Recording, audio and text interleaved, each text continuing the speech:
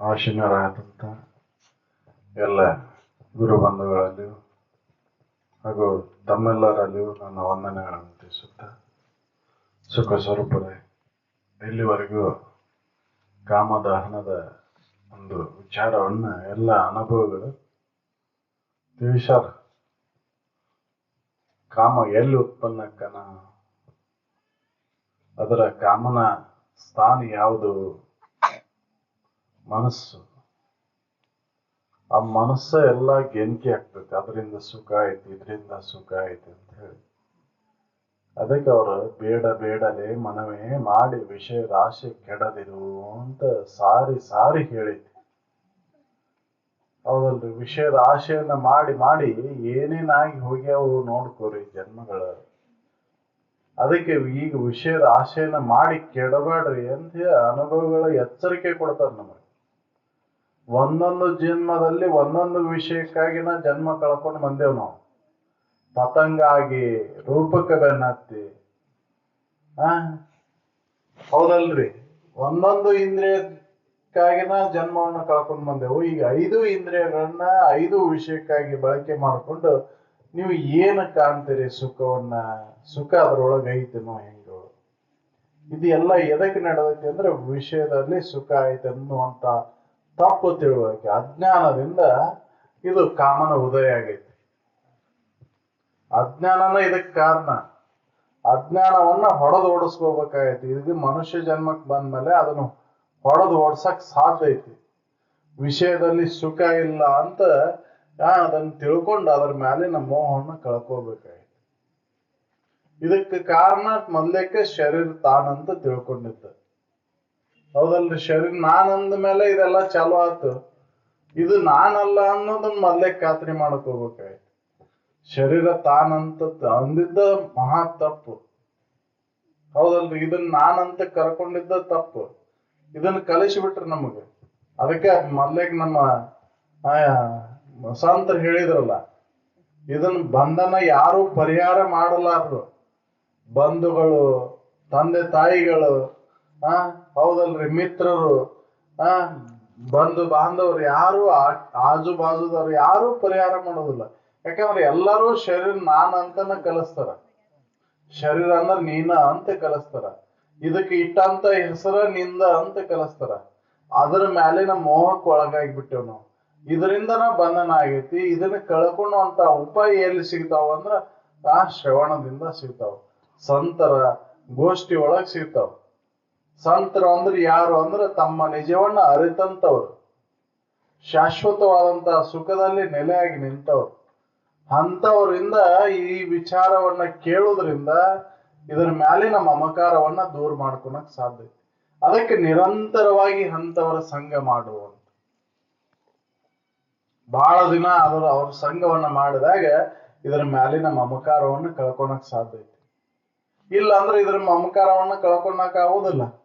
ಯಾಕಂದ್ರೆ ನಮ್ಮ ನೆರೆಹೊರೆಯವರು, ಬಂಧು ಮಿತ್ರರು, ತಂದೆ ತಾಯಿಗಳು ಏನ್ ಕಲಿಸ್ತಾರ? ವಿಷಯಗಳನ್ನ ಸುಖ ಐತಿ ನೋಡು, ಅದನ್ನ ನೋಡು, ಅದರೊಳಗೆ ಐತಿ ಅಂತ ಇವನ ಸಂಗ್ರಹ ವೃತ್ತಿನ ಮಾಡಾಕತ್ತೇವು. ಇದರಿಂದ ಸುಖ ಏನ್ ಸಿಕ್ಕೈತಿವೋ ಹೆಂಗೋ ಅನ್ನೋದನ್ನ ಯಾರು ತಿಳಿಸ್ಕೊಡುದಿಲ್ಲ. ಅದಕ್ಕೆ ವಿಚಾರ ಮಾಡಿ ಇದ್ರೊಳಗೆ ಸುಖ ಇಲ್ಲ ಅಂತ ನಾವು ಕನ್ಕೋಬೇಕಾಯ್ತು. ಅದಕ್ಕೆ ಮೊದಲಿಗೆ ನಮ್ಮನ್ನ ನಾವು ತಿಳ್ಕೋಬೇಕು ಅಂತ. ನಾನು ಯಾರು? ನನ್ನ ನಿಜವೇನು? ಇದನ್ನ ತಿಳ್ಕೋಬೇಕಾಯ್ತು. ಇದನ್ನ ನಾನು ಹೆಂಗೋ? ಇದನ್ನ ಮೊದ್ಲೇಕ್ ಪರಿಶೀಲನೆ ಮಾಡ್ಬೇಕಾಯ್ತು. ಅದಕ್ಕೆ ವಿಚಾರ ಬೇಕು. ವಿಚಾರ ಎಲ್ಲಿ ಸಿಗ್ತಾವ ಅಂದ್ರೆ ಸತ್ಸಂಗದಲ್ಲಿ ಸಿಗ್ತಾವ. ಸತ್ಸಂಗಕ್ಕೆ ಬರ್ಬೇಕಾಯ್ತು. ಶ್ರವಣಕ್ಕೆ ಮಹತ್ವ ಕೊಟ್ರು. ಶ್ರವಣ ಬಿಡಬಾರದು ಅಂತ. ಅದಕ್ಕೆ ಹನುಮಂತನ ನಾವು ಬಿಟ್ಟಿಲ್ಲ, ನಾವು ಯಾವಾಗಲೂ ಶ್ರವಣದೊಳಗಾದೇವೋ ಅಂತ ಹೇಳಿದವು. ಶ್ರವಣ ಬಿಡಬಾರ್ದು.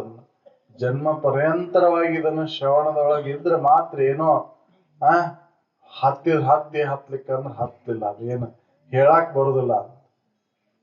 ಅದು ನಮ್ಮ ಪ್ರಯತ್ನದ ಮೇಲೆ ಅವಲಂಬನ ಆಗೈತಿ. ನಾವು ಪ್ರಯತ್ನವನ್ನು ಮಾಡಬೇಕಾಗೈತಿ.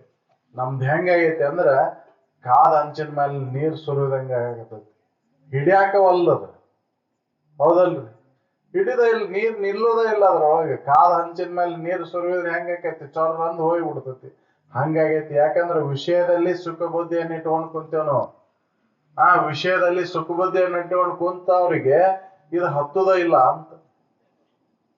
ಅದಕ್ಕೆ ಅದ್ರ ಮ್ಯಾಲಿನ ಮೋಹವನ್ನ ಕಳ್ಕೊ ನೀನು ಮೊದ್ಲಿಗೆ.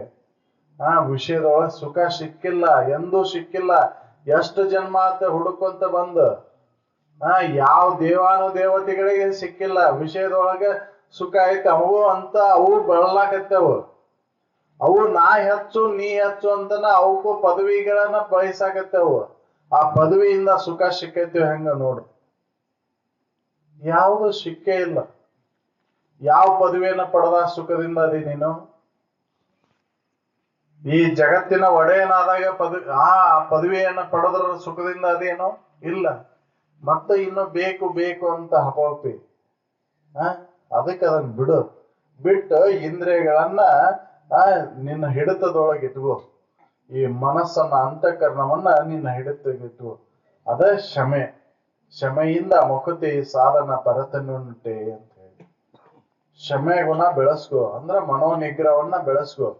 ಮನೋನಿಗ್ರಹವನ್ನ ಹೆಂಗ್ ಮಾಡು? ವಿಚಾರದಿಂದ ಅದನ್ನ ನಿಗ್ರಹ ಮಾಡು, ವಿವೇಕದಿಂದ.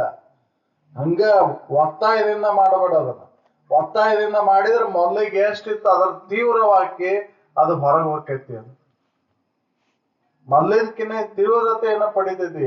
ಕಟ್ಟಿದ ಕರವನ್ನ ಹೆಂಗ್ ಬಿಚ್ಚಿ ಬಿಟ್ಟಾಗ ಅದು ತಪ್ಪಿಸುವಂತಂದ್ರೆ ಹೆಂಗ್ ಜಿಗದಾಡ್ತೈತಲ್ಲ ಹಂಗ ಆಗ್ಬಿಡ್ತೈತಿ. ಅದ ಬಿಚ್ಚಿ ಯಾವಾಗಲೂ ಸದಾ ಬಿಚ್ಚಿದ್ದದ್ದು ಜಿಗದಾಡೋದಿಲ್ಲ. ಹಂಗೆ ಅದನ್ನ ವಿಚಾರಕ್ಕೆ ಹಚ್ಚಿ ಅದನ್ನ ಕಟ್ಟಿ ಹಾಕಕ್ ಹೋಗ್ಬೇಡ. ಬಿಡು ಅದನ್ನ. ಎಲ್ಲಿ ತನ ಹೊಕ್ಕೈತಿ ಅದು? ಹೊಳ್ಳಿ ಬರೋಬೇಕಲ್ಲ ಮನಿಗೆ. ಹೊಳ್ಳಿ ಮನಿಗೆ ಬಂದಾಗ ಬುದ್ಧಿ ಹೇಳೋದಕ್ಕೆ ಎಲ್ಲ ಕಾಕು ಮಾನಸವೇ ಅದ್ರೊಳಗೆ ಏನುಂಟು? ಎಷ್ಟೊತ್ತನ ಹೊರಗೆ ಹೋಗ್ತೈತ್ರಿ ಅದು. ಬೀಗರ ಮನ್ಯಾಗ ಎಷ್ಟೊತ್ತನ ಇರ್ತೀರಿ? ಎಷ್ಟ್ ದಿನ ಇರ್ತೀರಿ? ಮತ್ತ ನಿಮ್ ಮನಿಗ್ ಬರತ್ತೀರಿಲ್ಲ ನೀವು? ಮೂಲಸ್ಥಾನ ಸಾಕಪ್ಪ ನಾವು ಬೇಡ ಅಂತ ಹೊಳ್ಳಿ ನಿಮ್ ಮನಿಗ್ ಬರ್ತಿರಲ್ಲ. ಹಂಗ ಅದು ಹೊರಗೆ ಅಲದ್ ಅದ್ರೊಳಗೆ ಸುಖವನ್ನ ಕಾಣದ ತಿರುಗಿ ತನ್ನ ನಿಮ್ಮ ಸ್ವರೂಪವನ್ನ ಅವಲಂಬನೆ ಆಕೈತಿ. ಅವಾಗ ಬುದ್ಧಿ ಹೇಳ್ರಿ ಅದಕ್ಕೆ.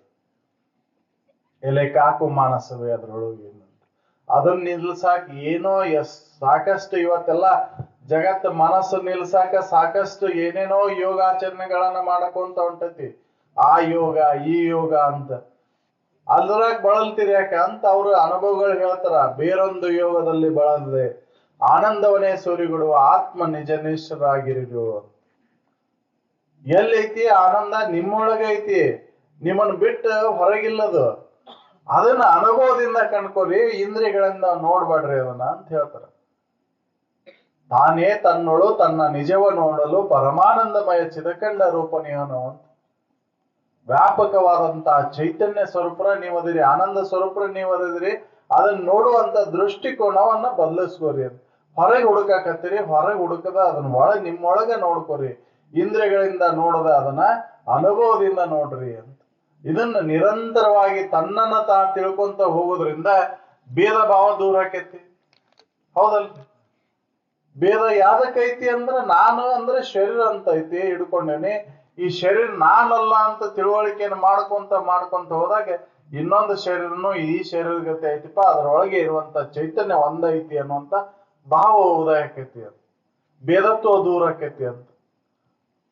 ಜ್ಞಾನದಿಂದ ಮರವೇ ನಾಶ ಆಕೈತಿ. ನನ್ನ ಸ್ವರೂಪದ ಮರವೇ ಆಗೈತಿಲ್ಲ, ಅದ್ರ ನಾಶ ಎದರಿಂದ ಆಕೈತಿ ಅಂದ್ರೆ ಶ್ರವಣದಿಂದ ಆಕೈತಿ.